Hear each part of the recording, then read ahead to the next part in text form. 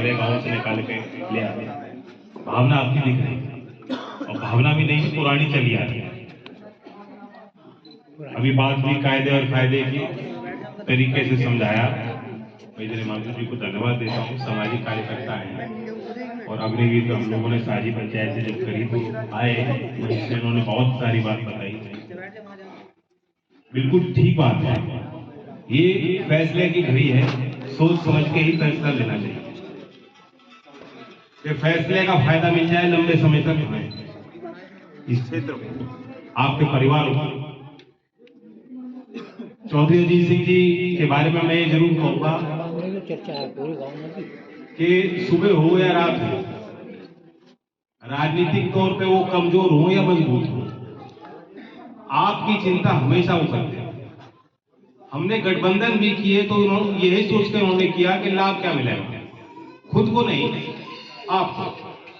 और जो तोड़ा तब भी बहुत मायूस होकर ये सोच के कि यहाँ सम्मान नहीं हो रहा, ये नहीं मेरा नहीं हो रहा, आपका नहीं हो रहा। हम तो उनके साथ भी रहे, अटल जी की सरकार थी और किसान पे टैक्स लगाने जा रहे थे, चौधरी साहब ने विरोध किया। वही राजनीति होती है, और नेता का मतलब ये होता है कि कम से कम इतना वादा तो हो, सही को सही कहने का, आपकी बात आगे रखने का, वकालत करने का। आज यही गांव से निकले बहुत लोग हैं, विधायक हैं, सांसद हैं, मंत्री हैं, बहुत लोग हैं, अनगिनत लोग हैं। लेकिन जब फैसले की घड़ी आती है, जब समस्या आती है, जब आपका कोई सवाल उठता है, एक भी दम नहीं कि खड़ा होकर कह दे, विरोध कर दे अपनों के पीछे। चौधरी चरण सिंह जी की वो आपकी वो हिम्मत थी, वो आपका उनका सहारा था कि नेहरू जैसे इतने टॉल फिगर के सामने भी खड़े होकर उन्होंने विरोध जताया था और तर्क दिए कि आप एक किसान को जमीन से अलग कर देंगे तो पैदावार घटेगी, बढ़ेगी नहीं। और इसलिए जो रूसी मॉडल आप लाना चाहते हो, कांग्रेस पार्टी में वो थे, उसी दल में रहते हुए उन्होंने विरोध इस तरह की तरीके से किया कि वो मॉडल फेल हो गया, इस देश में न। अब आज मुझे मालूम नहीं कि इतनी बड़ी फौज बीजेपी के पास है, क्यों वो दोबारा पूरी फौज जमीन को उतार रहे हैं। एक विधायक और बन जाएगा तो क्या होगा। डबल इंजन की सरकार हम चलाते हैं, जिस राज्य में बीजेपी आज नहीं है, जो वहां प्रचार किए जाते हैं तो कहते हैं डबल इंजन की सरकार हम बना दें और तकदीर बदल देंगे। जो कुछ भी कहना पड़े कह देते हैं, जो वादे करना पड़े कर लेते हैं, कोई उन्हें गुरेज नहीं है, बड़ी बड़ी बात करते हैं। अभी तो दिल्ली एमसीडी का चुनाव होगा, देखना क्या क्या बात चल रही हो। यहां तो डबल इंजन की सरकार है, और डबल इंजन की सरकार बन चुकी, बिगड़ भी नहीं है चुनाव में, इसमें और तेल गिरना है क्या। ट्रिपल इंजन, एक और इंजन जुड़ेगा उसमें खतौली जीत से, तो इसलिए वहां तो कुछ मिलेगा। सरकार आपकी है नहीं, सरकारी सरकार ने बड़े लोगों को और ताकत दी है, कमजोर की गरीब की बात ये नहीं समझ पाते। समझे होते तो अग्निवीर योजना नहीं लाते, नोटबंदी का फैसला इस तरह से नहीं करते, और कई उदाहरण हैं। दो आंकड़े आपके बीच रखूंगा, ज्यादा लंबी चौड़ी बात नहीं करनी। एक तो 2012 में हमारे देश में लोन डिफॉल्ट की दर लगातार बढ़ा।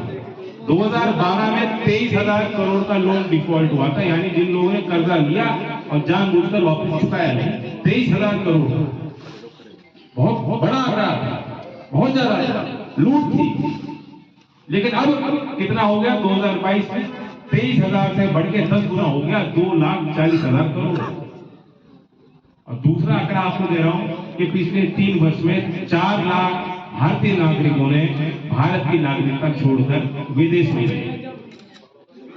आधे से ज्यादा लोग वहां यूएसए में गए कि हमें वहां की नागरिकता चाहिए। वो सारे अमीर लोग हैं। मैं तो वहीं पैदा हुआ था, मैं तो यूएस की पासपोर्ट छोड़ के आया। लेकिन आज जिन पे सामर्थ है, जो कुछ सिस्टम में रह के कमा रहे हैं, पूंजी जोड़ रहे हैं, वो चाह रहे भाई यहां से भागो। ये दोनों आंकड़े साथ मिलकर जब आप विश्लेषण करते हैं, आप ये पाएंगे कि सरकार तो काम इनके लिए कर रही है, और इनमें जो होशियार लोग हैं वो समझ रहे हैं कि सामाजिक क्रांति आएगी। जो गैर बराबरी हो रही है उससे एक ना एक दिन क्रांति आएगी। भी अगली पीढ़ी को सुरक्षित रख लो, सुरक्षित कैसे रखोगे, विदेश भेजो। तो ये इनकी देशभक्ति का नारा देंगे। शहीद तो हमारे बच्चों को होना है, हमारे जवानों को होना है, और उन्हें नौकरी पेंशन देने वाले ये नहीं है। ऐसा देशभक्त मैंने आज तक नहीं देखा जो भारतीय सेना में कुल्हाड़ी लेकर वार करना शुरू कर दे। लेकिन ये देशभक्त है, हम और आप नहीं है।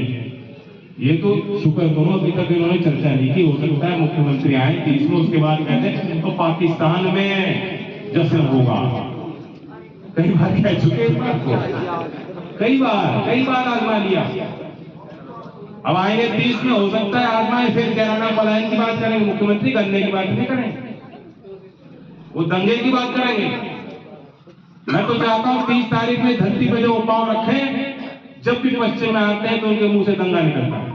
इस बार जब पांव रखें तो हमें जवाब दें। हमारा सवाल है कि हम गन्ने का भाव अब तक सरकार ने घोषित क्यों नहीं किया? किसानों से पूछें आपकी लागत कितनी बड़ी है, पूछ लें, पूछ लें। ये मौके बार बार नहीं आते। ये चुनाव नहीं होता तो मुख्यमंत्री यहाँ आने वाले नहीं थे। हम स्वागत करते 30 तारीख को मुख्यमंत्री आए, लाभकारी मूल्य गन्ने का रेट घोषित करें। इन्होंने बहुत देर कर दी। हम और आप जानते हैं इनकी तैयारी है कि 1 भी रुपये को बढ़ाना नहीं। पिछले साल तो विधानसभा का चुनाव दिख रहा था और इसलिए 26 सितंबर को घोषित कर दिया था। अब 5 दिसंबर तक ये घोषित करने वाले। तो अपना दबाव बनाओ।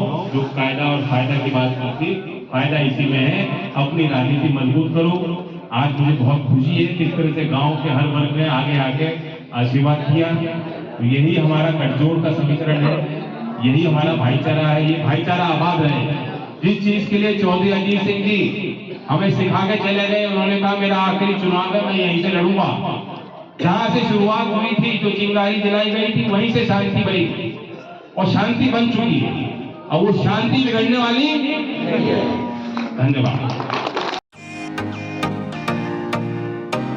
फेसबुक और यूट्यूब के बाद अब आपका पसंदीदा चैनल न्यूज़ 18 डेली हंट पर भी फॉलो करें।